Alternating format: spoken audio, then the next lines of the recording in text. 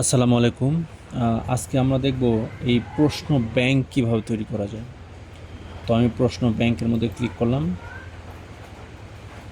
Click করার পরে আমার এখানে দুইটা প্রশ্ন ব্যাংক অলরেডি তৈরি করা ছিল। এটি আমি ডিলিটও করতে পারি এবং সেটা আপডেটও করতে পারি। তো এই দুইটা থাক, আপনাদের নতুন করে আমি দেখাচ্ছি। আপনারা এটা ব্ল্যাঙ্ক দেখতে পারবেন যখন আসবেন। এইটা হচ্ছে সাধারণত একটা করে ট্যাম্পলেট। এখানে দুইটা মোডে আপনি পরীক্ষা নিতে পারবেন। একটা হচ্ছে রেজিস্টার, আরটা হচ্ছে গেস্ট। আমি দেখাচ্ছি।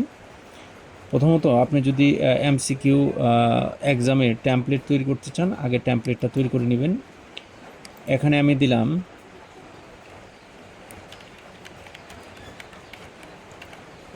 Home exam. এইখানে আমি কোন ব্যাচে নিব, আমি মর্নিং ব্যাচে দিলাম। এখানে আমাকে সিলেক্ট করে নিতে হবে সেটা হচ্ছে পাবলিক নাকি রেজিস্টার। যদি রেজিস্টার সিলেক্ট করি, শুধু রেজিস্টার স্টুডেন্টরাই পরীক্ষা দিতে পারবে। আবার যদি পাবলিক বা গেস্ট লিঙ্ক সিলেক্ট করি, তাহলে সবাই পরীক্ষা দিতে পারবে, বাইরে যারা আছে। এটি বিষয়টা হচ্ছে আমরা যখন পরীক্ষার এমসিকিউ তৈরি করে ফেলবো, সেখানে একটা লিঙ্ক তৈরি হবে শুধু পাবলিকের ক্ষেত্রে, এবং ওই লিঙ্কটা আমি যে কোনো জায়গায় শেয়ার করে পরীক্ষা নিতে পারবো। যেমন আমি ফেসবুকে বিভিন্ন গ্রুপে শেয়ার করলাম অথবা হোয়াটসঅ্যাপে শেয়ার করলাম। যারা আমার কোচিংয়ের স্টুডেন্ট না, তারাও এমসিকিউ পরীক্ষা দিতে পারবে। আর যদি আমি এটা সিলেক্ট করি, তাহলে শুধু যারা কোচিংয়ের স্টুডেন্ট তারাই দিতে পারবে। তো সাধারণত আমি প্রথম এটাই দেখাচ্ছি, রেজিস্টার স্টুডেন্ট কয়টা প্রশ্ন হবে এবং কত মিনিট স্থায়ী হবে সেটা দেখাচ্ছে। এখানে ড্রাফটও রাখতে পারি অথবা পাবলিশই রাখতে পারি। আমি পাবলিশই রাখলাম। আর হচ্ছে হোম এক্সাম নামে একটা টেমপ্লেট তৈরি করে ফেললাম। সেভ করলাম। এই যে সেভ, আমার হোম এক্সাম নামে একটা টেমপ্লেট ডিজাইন হয়ে গেল। এখানে যেমন আমি এখানে দুইটা এমসিকিউ প্রশ্ন আছে, এখানে আছে দুইটা এমসিকিউ প্রশ্ন, এখানে কোনো এমসিকিউ প্রশ্ন নেই। তো আমি এখানে এমসিকিউ প্রশ্ন আমাকে এখন দিতে হবে। আমি এখানে ক্লিক করলাম। আচ্ছা, এমসিকিউ এখানে ব্ল্যাঙ্ক, এখানে অ্যাড এমসিকিউ, এখানে এমসিকিউ এখানে দিতে পারবো। আর এখানে বিশেষত হচ্ছে আপনার ম্যাথ খুব সুন্দরভাবে লিখতে পারবেন। এই যে এটাতে আমি জাস্ট এমনি একটা এমসিকিউ দিয়ে দিই।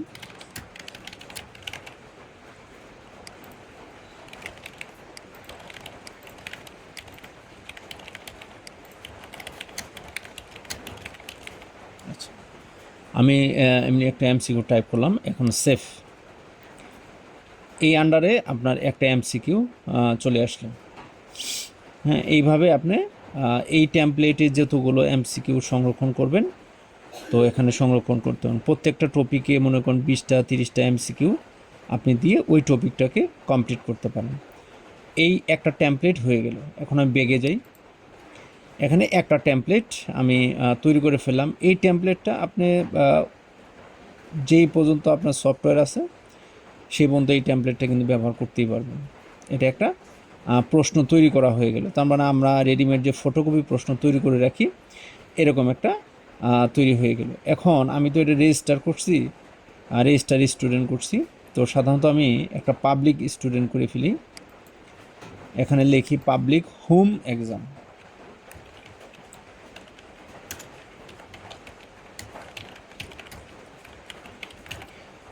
আপনি এই লেখাটা সাধারণত কোন টপিকের উপর পরীক্ষা নেবেন সেই টপিকের নামটা সুন্দরভাবে লিখে দেবেন। এখানে যদি আমি এটা পাবলিক করি, তাহলে আমার এখানে ব্যাচ দেওয়ার কোনো দরকার নেই, ব্যাচ অপশনাল থাকবে। এখানে আমি গেস্ট অথবা পাবলিক করব, 30 মিনিট পাবলিশ করে রাখলাম সেফে। এই যে পাবলিক হোম এক্সাম নামে এই এক্সাম টেমপ্লেটটি সেভ হয়ে গেল। এখানে আমি একটা এমসিকিউ কোশ্চেন দিই।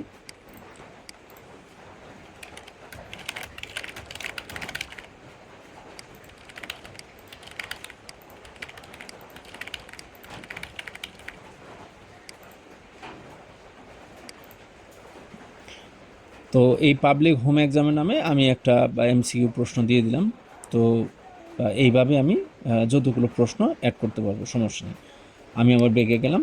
তাহলে আমার দুইটা টেমপ্লেট তৈরি হয়ে গেলো। একটা হচ্ছে হোম পাবলিক হোম এক্সাম নামে টেমপ্লেট, এইটা আমি সবারই পরীক্ষা নিতে পারবো। আর হোম এক্সাম, এটা আমি শুধু রেজিস্টার যে শিক্ষার্থী আছে সেই শিক্ষার্থীদেরকে পরীক্ষা নিতে পারবো। জাস্ট একটা টেমপ্লেট আমাদের তৈরি হয়ে গেল। এখন এই টেমপ্লেট এইভাবে তৈরি করতে হবে। ধন্যবাদ।